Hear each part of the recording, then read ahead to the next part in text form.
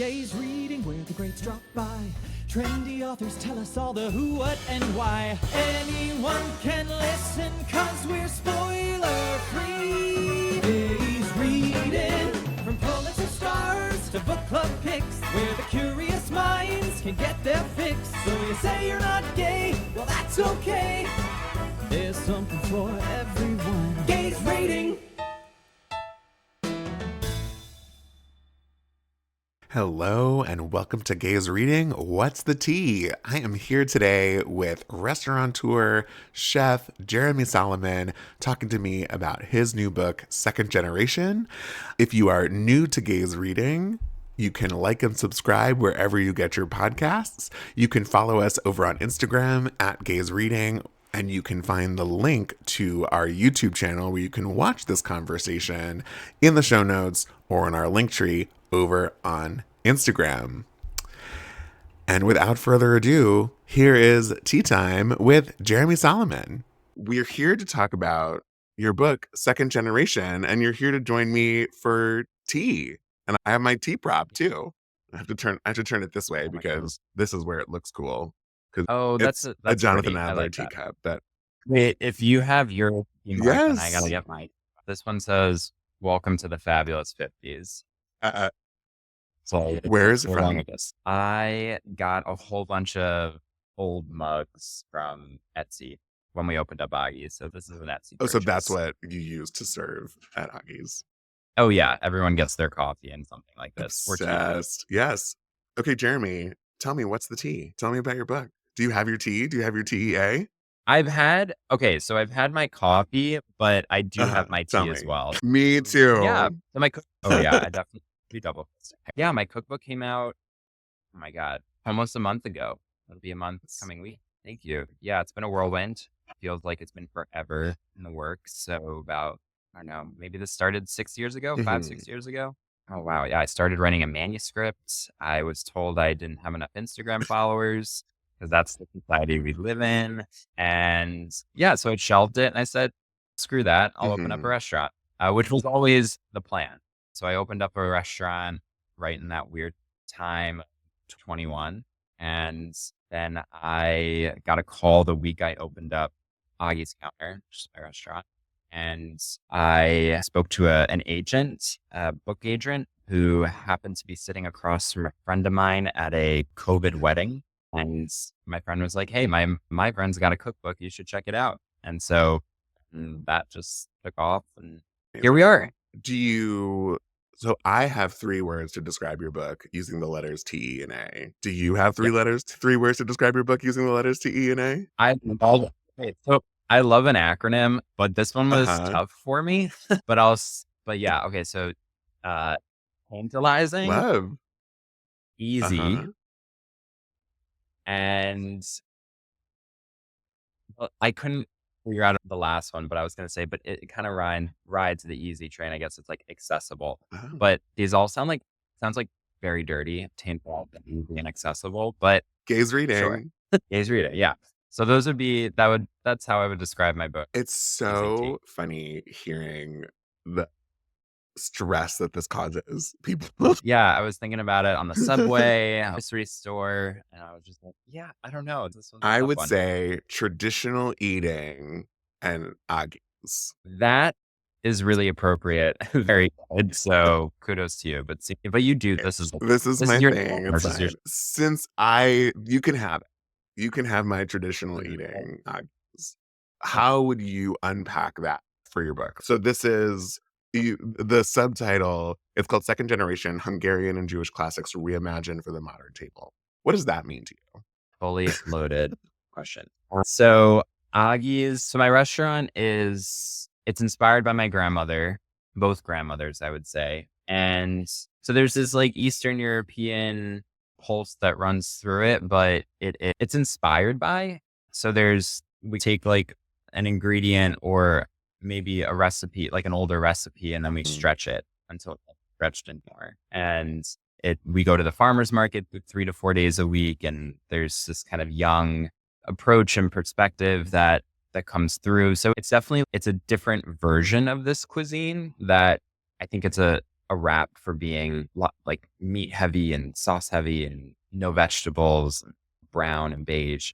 So it was really important to me at the restaurant and the book, and for the book to be this like vibrant, colorful, but also like rich book and for the diners. Because I wanted to change the narrative. I wanted to open people's minds to something different when it comes to Eastern European and Hungarian cuisine. So last night I made the radish soup and semolina dumplings in the cookbook. Yeah.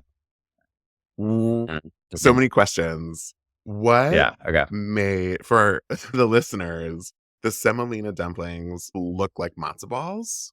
What Totally. makes them dumplings versus a cousin of matzo ball? Like, why don't we call matzo balls dumplings? I guess is maybe the real question. I guess that's a great question. There's probably some like loaded history answer there, which I'm not privy to. One of our But ancestors is because we didn't have to carry the matzah on our back through the desert, right? So we want to give it the claim it deserves. Right. And also just like, why, I don't know. It's just like, why not matzah dumpling? Why Yes. matzah balls? There's so much room. There's so many things you could do with that. And I feel like in modern pop culture, like matzo balls has really gone through a journey. But in Hungarian and Eastern European cuisine, everything just translates into dumplings. Oh, interesting. So I feel like that's I don't know. I guess that's why I called it dumpling. I was into it. But I was like, oh, it's a version of, I had to do it twice because I messed up the first time. And the first time I did it, they were much denser and a lot more like a matzo ball. Or depending on if you like eat a dense matzo ball, that's how it. Got it.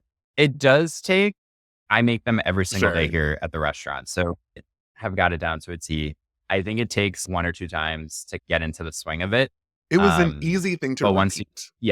It took some time to figure out the recipe because they would always come out really dense or they'd sink. So getting like the specific, if you do follow the recipe to the T and wait the 6 minutes for it to boil and you do make it like a pot of choux where you're like, the bottom of the pan gets dry. If you really do follow this recipe, it does. I was the problem. It's me.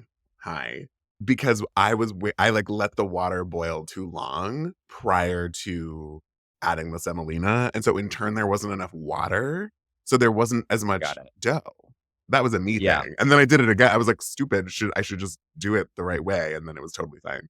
It also was very like temperamental. And also I know the water like be boiling and it's got to be like little bubbles or else like the boilage will break apart for your dumpling. So it's gonna be a little fussy. But it was like not, again, it was a me thing. And I, upon completion, was very proud. I'm glad and it was delicious. I'll DM you the photos that I took. Yes, please. It's so nerve-wracking when I knew that when the book would come out, obviously people would cook from it, hence the book. I don't think I really wrapped my head around that until I've started receiving messages and emails and like photos of people cooking from the book. And it is a completely new experience. It's one thing to have people come into your restaurant and eat your food that you've made.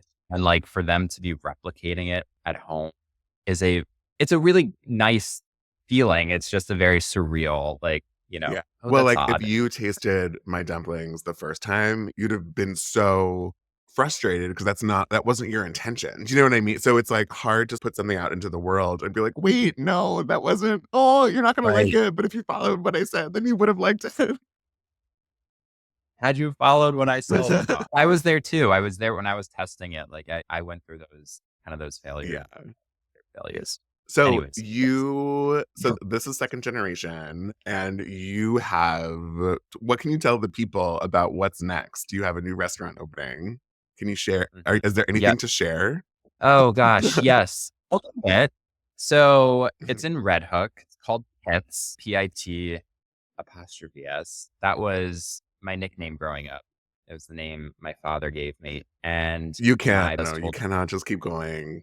Why did he call you Pits? Where did that come from? So the like ugly story is that it's just armpits. It was like what my father thought was like an endearing name, like Pits for his child. And when we found the location, which was in Red Hook, Red Hook is not an armpit. I'm just saying that out loud. That's what I'm referring to right now. I think it's this really cool town that feels like There's a little bit of Mhm. grunge to it, but in this like hip way, and it's a little quirky and artsy. And I felt like Pits, at least the way that I'm imagining this restaurant, that. So like my boyfriend Michael and I will go around now and we'll just be like, that's Pits. And like, and we sound insane because we're the only people that know what we're But talking you about. reclaimed the ugliness, and you're like, no, it's hipster, it's That's interesting, it's like a little off the beaten path. That's Pits. When I think of Red Hook, I think of IKEA. I think sure. of there's a really cool art gallery, and I think of a great place to get key lime pie. Those are the three things that come to mind when I think of Red Hook. Which are great like definitions of And Red Pits. Hook. So, That key lime pie is yeah, Pits. and I feel like Pits could be the new Brat. And that's So food wise, Pits. what can people Like, expect?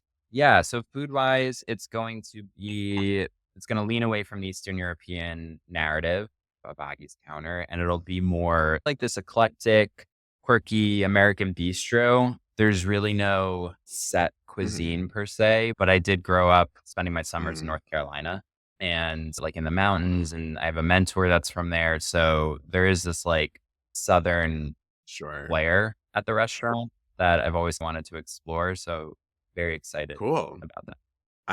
And that's the Pits. And When do we have a timeline? Fall? yeah, I think probably I was going to say December, it is the fall. first week of Like, yeah, we were aiming for November, but restaurant openings are Yeah. always a moving target. So probably first Cool. week of December. I like feel like just for the sake of, I want to tell people a little bit more about your book that we have. If someone is, I'm nervous, where should I start? What would you say to them? I'm nervous and where should I start?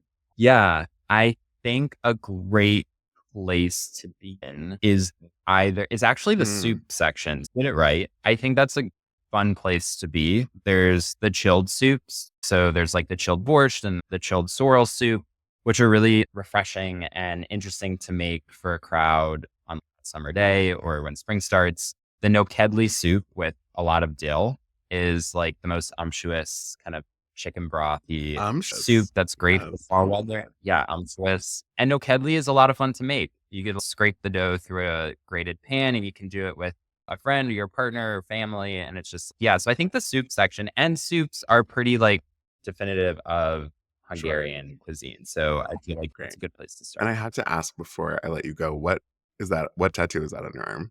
This is a beet. It's a heartbeat. I really love beets. And so it's like an anatomical heart with like beet greens. And a pun. So. Man, that is terrific. Jeremy Salamon, congrats on Second Generation. I can't wait for folks to check it out.